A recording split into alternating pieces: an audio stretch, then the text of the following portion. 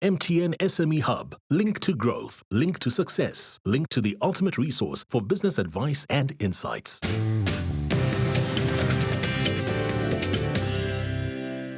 Welcome back to the Big Small Business Show. And in studio with us today, we've got Werner Prinsloo. He's the founder of Fussy Vegan. They have 3 stores. They're in a niche. And the problem statement today is, well, how do they grow that demand for the product? And regular marketing is expensive for a small business. And what can Werner do in order to attract new people to this healthy vegan concept of eating?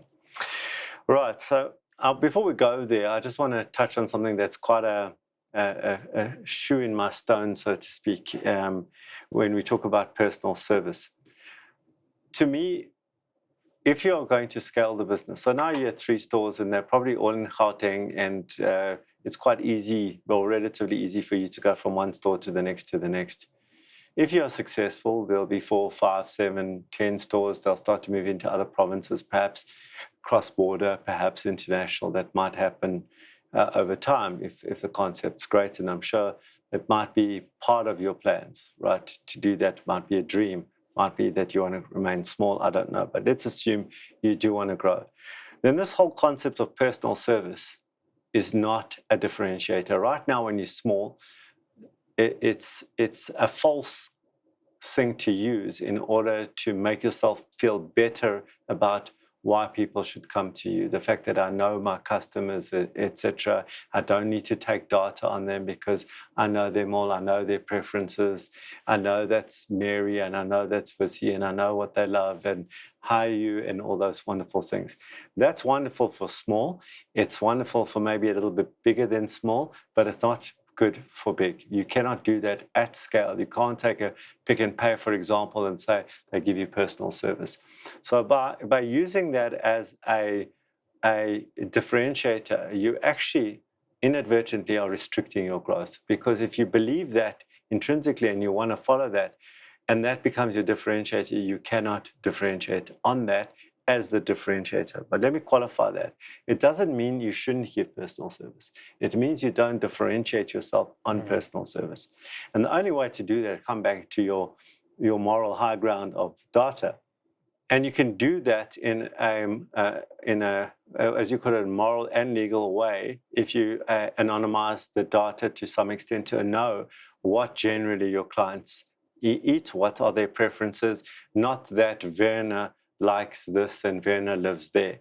But generally, Werner, our client base between 25 and 35 prefers this, eats this more in the evenings, eats that in the mornings, etc. So by anonymizing that data and not taking the moral high ground about because you're hiding from a potential opportunity for you to retain personal service or preference, okay, still give the client what they want. In other words, you're listening to the client and giving them what they want in an anonymized way by understanding what they eat and then taking data and understanding it differently. So I want to shift you off that high ground, and I want to shift you off that personal service is our differentiator to personal service is a de facto thing that all businesses should provide. And what is personal service? That you give a hug, that you give a kiss. Where does personal service end?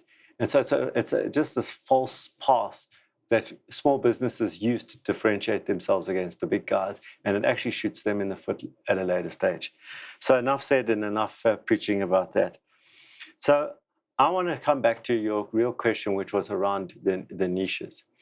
When I asked you that question about if you couldn't use vegan or vegetarian as part of what is the niche, what I'm hoping to do is bump you off a groove and say, well, it's people who have just had operations, maybe stomach operations that need, it might be religious, a certain religion that has a very vegan, non-meat eating month or period within the religion. It might be people who've just recovered from heart surgery. It might be a whole bunch of different people. When you start to find those little labels that become different labels, that means that when you do your marketing, you're now not marketing for vegetarian or vegan. You're looking for what the benefit is that they want from it, not what the product is. You're too product focused. You're too saying our products are scrumptious and delicious and healthy and all those wonderful things.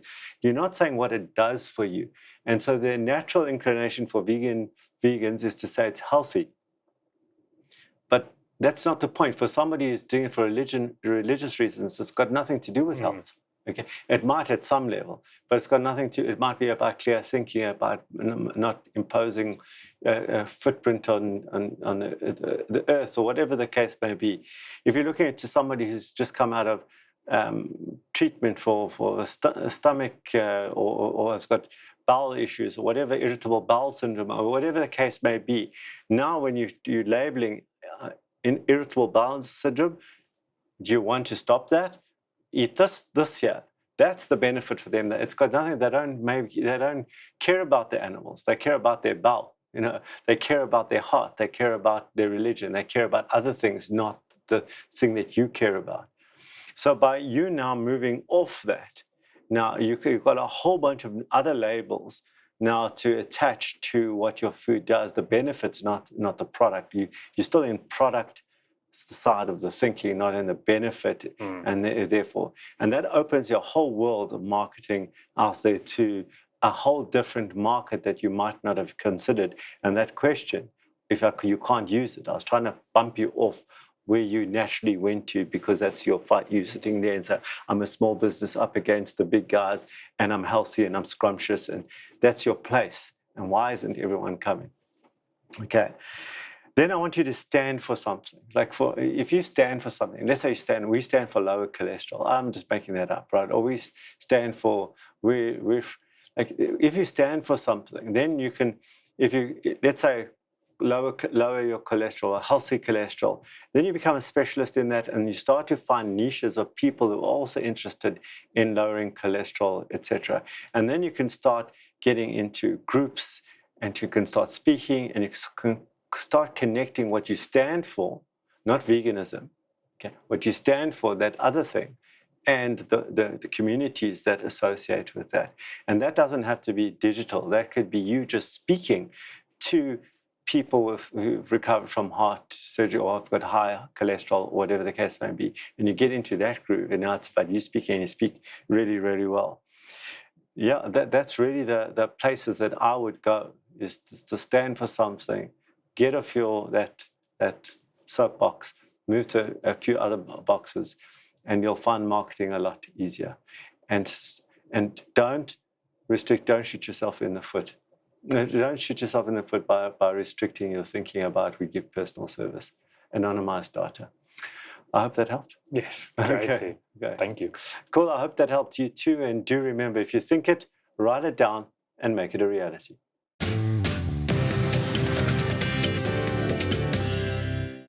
The Big Small Business Show, proudly sponsored by MTN Business.